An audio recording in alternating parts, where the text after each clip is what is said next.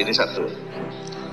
Bicara masalah perintah jabatan, ini hal tersebut tidak lepas dari adanya doktrin militer. Melihat perintah jabatan tidak lepas dari doktrin militer.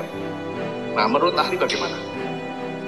Ya, jadi tadi kan saya pada saat menjelaskan beberapa tafsir putusan Mahkamah Agung terkait itu memang menjelaskan ada hubungan secara de facto dan de jure dan pengendalian efektif seperti yang terjadi di kemiliteran.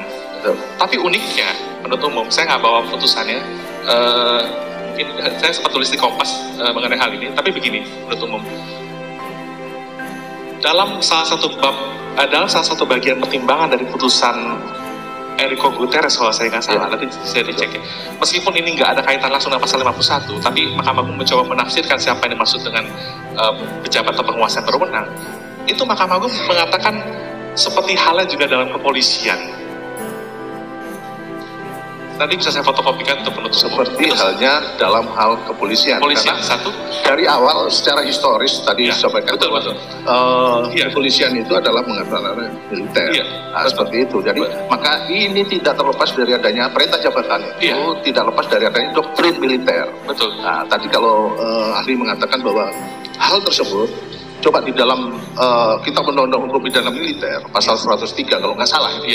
Kalau saya salah mohon ditegur majelis. Jadi pasal 103 KUHP itu ada beberapa yang tentang kewajiban prajurit bawahan melaksanakan perintah atasan. Nah, ini diatur di dalam Kitab Undang-Undang Pidana Militer. Satu, bahwa prajurit bawahan berkewajiban melaksanakan perintah atasan dalam hal perintah tersebut merupakan perintah dinas. Perintah dinas. Ini jelas termaktub di dalam pasal 103 ayat 1 KUHPM. Pidana militer. Nah, oleh karena itu, kenapa saya kaitkan dengan doktrin tadi bahwa selama ini di Indonesia adalah bahwa perintah jabatan itu adalah doktrinnya doktrin militer. Ini kalau ini pendapat saya. Kalau tadi mengatakan, saya rasa ahli pasti akan sependapat. Nah, namun ada ketentuan-ketentuan di dalam pasal itu, ya. Ada ketentuan terkait masalah itu, yaitu satu, disampaikan oleh atasan yang berwenang. Tadi ahli sudah menyebutkan. Kedua, dalam lingkup kewenangannya yang berisi perintah dinas atau berhubungan dengan kepentingan dinas. Ini ada 3, ya. Tidak bertentangan dengan hukum. Ini yang paling pokok, tidak bertentangan dengan hukum. Perintah jabatan itu tidak bertentangan dengan hukum. Nah, ada lagi ayat B-nya, prajurit bawahan yang melakukan atau tidak mentaati walaupun itu perintah atasan yang tidak memenuhi ketentuan tersebut tidak diterapkan pasal 03. Ada lagi peraturannya. Begitu juga di dalam huruf C, majelis hakim dalam mengadili tindak pidana yang dilakukan bawahan karena melaksanakan perintah atasan harus memperhatikan tersebut. Makanya kami kaitkan dengan doktrin tadi supaya nanti kita memahami bahwa perintah dinas itu apa. Nah, itu ada 3 juga, yaitu situasi dan kondisi psikologis prajurit bawahan pada saat menerima perintah tersebut. Tadi sudah disebutkan oleh ahli. Kedua, intelektualitas dari prajurit bawahan pada saat menerima perintah tersebut. Ketiga, perbedaan jenjang kepangkatan tersebut. Maka menurut ahli tadi bahwa perintah jenjang itu bisa masuk. Apakah ini masih dilakukan di dalam salah satu tadi menyangkut masalah perintah jabatan itu salah satu adalah di kepolisian. Nah, mohon bisa mendapatkan pencerahan ya. Terima kasih. Terima kasih menurut umum. Luar biasa sekali pertanyaan Anda. Tapi begini, yang disampaikan oleh penutup tadi adalah dalam lingkup militer yang bersifat tentu bersifat leg spesialis ya dari KUHP. Dan pasal 51 KUHP sebagai ketentuan umum ini sebenarnya sipil. Nah, makanya kalau kita kaitkan juga, ada juga ketentuan di pasal 413 kan tentang kejahatan jabatan. Manakala seorang komandan angkatan bersenjata yang menolak atau mengabaikan menggunakan kekuatan di bawah perintahnya, yang diminta penguasa sipil, ada ancaman pidana untuk itu. Nah, jadi memang ini konteksnya adalah kalau ada keraguan-raguan akan hapusnya elemen melawan hukum tadi, yang seperti saya sampaikan dalam konteks perintah jabatan atau telebevel, maka kita harus melihat dari sisi kesalahan psikologisnya. Apakah dia memiliki guilty mind untuk melakukan tersebut? Sekalipun memang dia tahu bahwa itu perbuatan yang salah, yang dilarang, yang melawan hukum, bahkan menghilangkan nyawa orang lain. Menuju kepada sikap kebatinan pelaku saat memutuskan situasi dalam tenang. Artinya apa? Bisa jadi karena motifnya ini, maka kemudian pelaku emosi.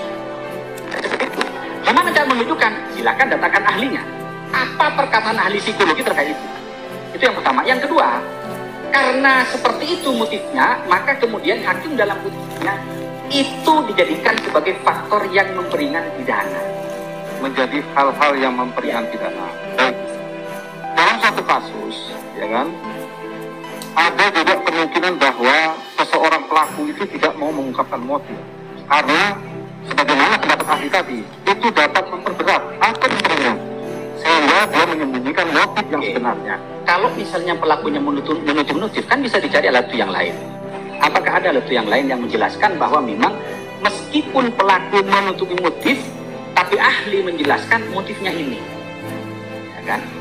Kemudian nanti dilihat, apakah dari keterangan ahli tadi, motifnya ini, kemudian dilihat, apakah dengan motif itu, kemudian pelaku masih berpikir secara tenang.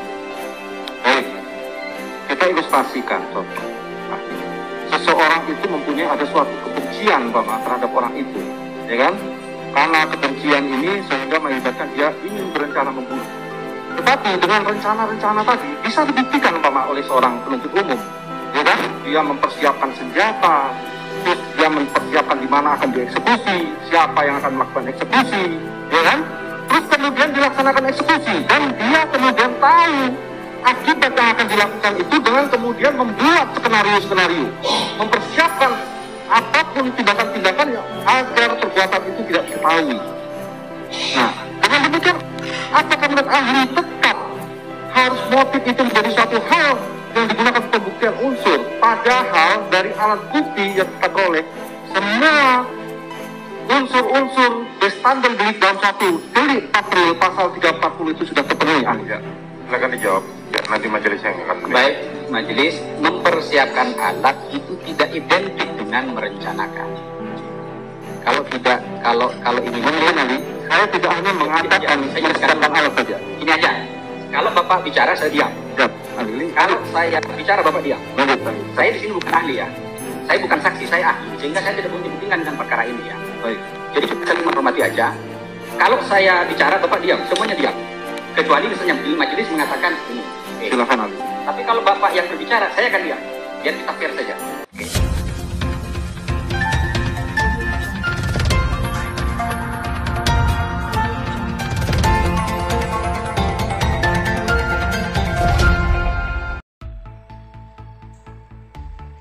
Saling serang kubu Ferdi Sambo Putri dan Baradae di sidang pembunuhan Brigadir J. Sejumlah ahli dihadirkan, sejumlah terdakwa dalam perkara pembunuhan berencana Nofriansah Yosua Huta Barat alias Brigadir J, termasuk oleh Ferdi Sambo, Putri Chandrawati, dan Baradae.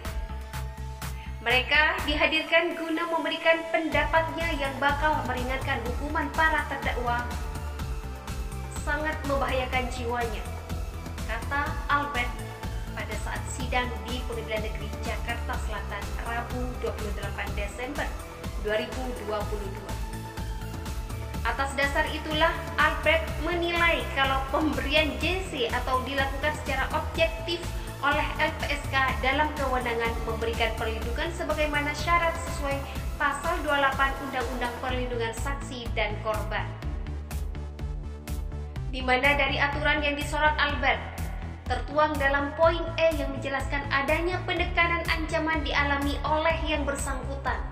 Sebagai pertimbangan pemberian perlindungan dalam hal ini Baradae berhak Nah, poin menarik adalah di poin E adanya ancaman nyawa atau kekhawatiran mengenai kejadian ancaman fisik atau psikis terhadap saksi, pelaku atau keluarganya. Padahal kita tahu dalam tadi tidak ada saksi pelaku, tetapi dalam konteks perlindungan begitu, kata Albert.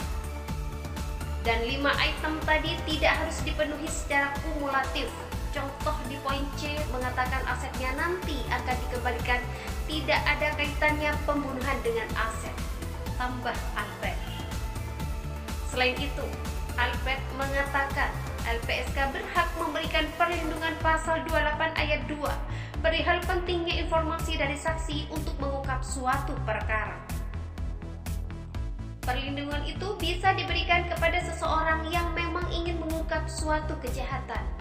Sebenarnya definisi kejahatan serius ini kan berbeda, tetapi gini, kita bisa melihat dari pasal 6 Konvensi Hak Sipil Politik yang telah diratifikasi Indonesia melalui Undang-Undang 12/2005 tentang ICCPR, ujarnya.